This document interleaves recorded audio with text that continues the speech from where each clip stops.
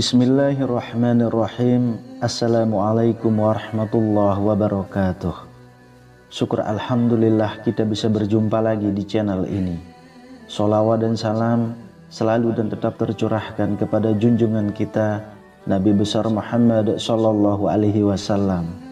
Allahumma sholli ala sayyidina Muhammad wa ala ali sayyidina Muhammad.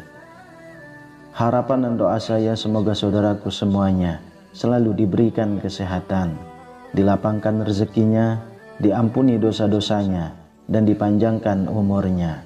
Amin ya rabbal alamin. Sahabat beriman yang dirahmati Allah, sholat tahajud merupakan sholat sunnah yang utama. Amalan tahajud merupakan sebuah amalan yang disukai oleh Allah Subhanahu wa ta'ala. Meskipun amalan ini hukumnya hanya sunnah, akan tetapi terdapat banyak keutamaan yang diberikan kepada orang-orang yang menjalankan amalan ini secara rutin. Satu di antaranya adalah orang-orang yang melakukan tahajud akan diberikan tempat yang terpuji di dunia dan di akhirat oleh Allah Subhanahu wa ta'ala. Sebab malam hari merupakan waktu yang baik untuk memohon kepada Allah Subhanahu wa ta'ala. Pada waktu sehabis sholat tahajud, kita dianjurkan untuk berdoa berdasarkan dengan kebutuhan-kebutuhan dan keinginan-keinginan kita masing-masing. Meminta segala sesuatu baik kepentingan dunia maupun akhirat kepada Allah Subhanahu wa ta'ala semata sebenarnya merupakan sikap ketundukan kita, ketidakberdayaan kita sebagai seorang hamba.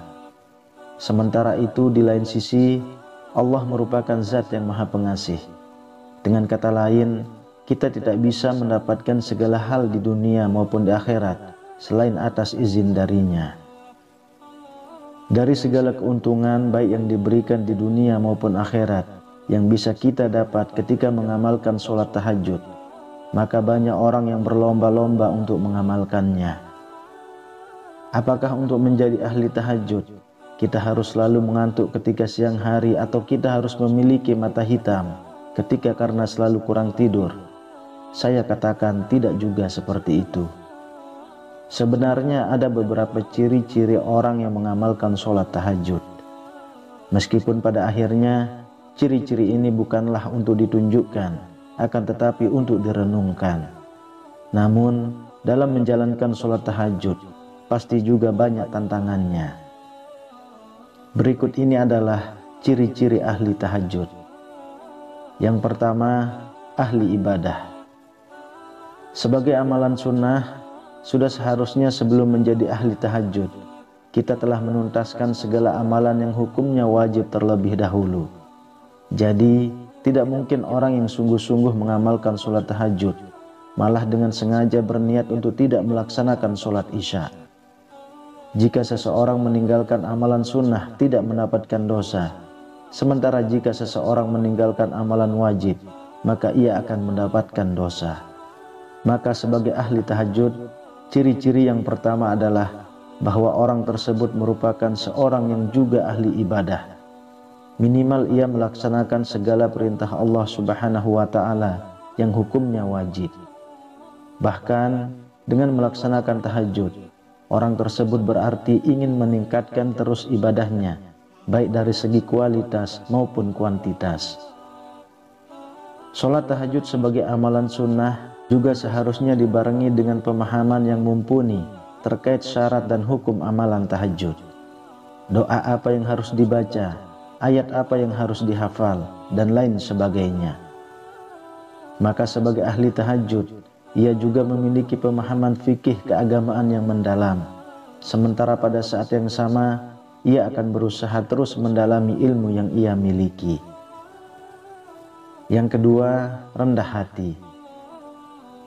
Sholat tahajud adalah sholat yang dilakukan pada malam hari ketika banyak orang tertidur. Amalan ini dilakukan pada waktu yang sepi, Maka dari itu, ketika melaksanakan sholat, tidak banyak orang yang tahu. Bahkan bisa jadi hanya ahli tahajud itu sendiri yang mengetahuinya. Hal ini merupakan cikal bakal dari ciri-ciri orang yang sering sholat tahajud, yaitu kerendahan hati.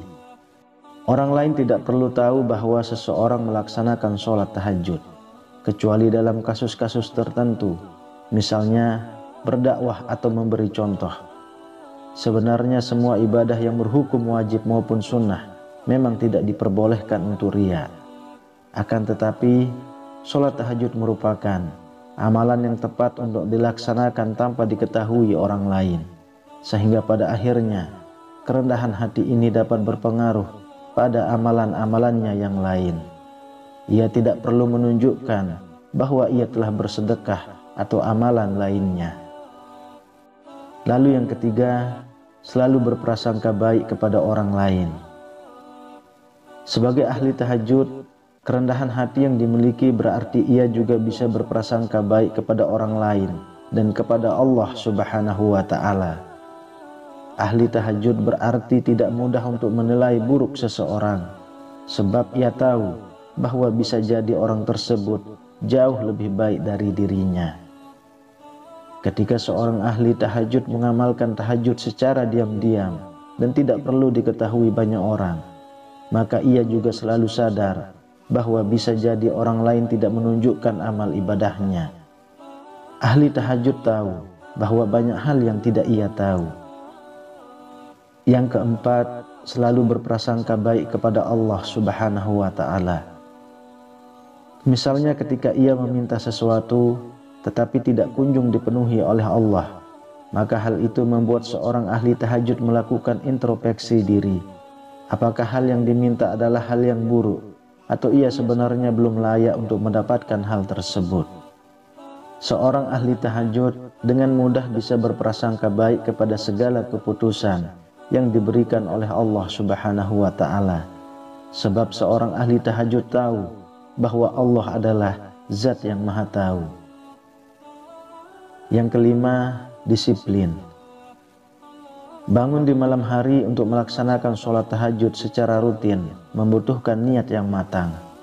Maka dengan melaksanakan tahajud, ahli tahajud dilatih untuk hidup secara disiplin, sebab ia harus memotong jam tidurnya pada waktu tertentu untuk melaksanakan tahajud. Untuk bisa bangun sepertiga malam terakhir, maka ia harus tidur lebih awal. Oleh karena itu, ia juga selalu peka akan berjalannya waktu. Dalam aktivitasnya sehari-hari, ia memperlakukan pengorganisasian waktu dengan efektif dan efisien. Lalu yang keenam, memiliki pola hidup yang sehat. Agar bisa rutin terbangun di sepertiga malam terakhir dan bisa melaksanakan aktivitas pada siang harinya, maka pola hidup yang diperlakukan oleh ahli tahajud pun harus terjaga. Ia mengonsumsi makanan-makanan yang bergizi, tidur tidak pada larut malam, dan lain sebagainya. Hal ini dilakukan demi menjaga agar ia tidak kehilangan ritmenya dalam melaksanakan rutinitas sholat tahajud. Selain hal yang telah disebutkan di atas, pagi hari atau dalam hal ini, sepertiga malam terakhir adalah waktu ketika ahli tahajud bisa menghirup udara pagi yang penuh oksigen, sebab terbebas dari polusi yang banyak dikeluarkan ketika orang-orang beraktivitas pada siang dan sore hari. Kemudian yang ketujuh, produktif. Selepas melaksanakan sholat tahajud, ada banyak kegiatan yang bisa dilakukan. Sebagai contoh misalnya, dengan membaca buku atau mempersiapkan segala hal yang akan digunakan pada siang hari. Dengan begitu, pengorganisasian yang disiplin membuat ahli tahajud bisa memperkirakan waktunya dengan seefisien mungkin. Melakukan aktivitas pada pagi hari adalah cara agar kegiatan tersebut bisa dilakukan secara berkualitas. Sebab ketika pagi hari, otak kita bisa dengan mudah menyerap segala hal dengan mudah, karena pada hari itu pikiran-pikiran kita belum dipenuhi oleh bermacam hal. Wallahu a'lam bishawab. Demikian yang bisa saya bagikan, semoga bermanfaat untuk kita semua. Amin ya rabbal alamin. Assalamualaikum warahmatullahi wabarakatuh.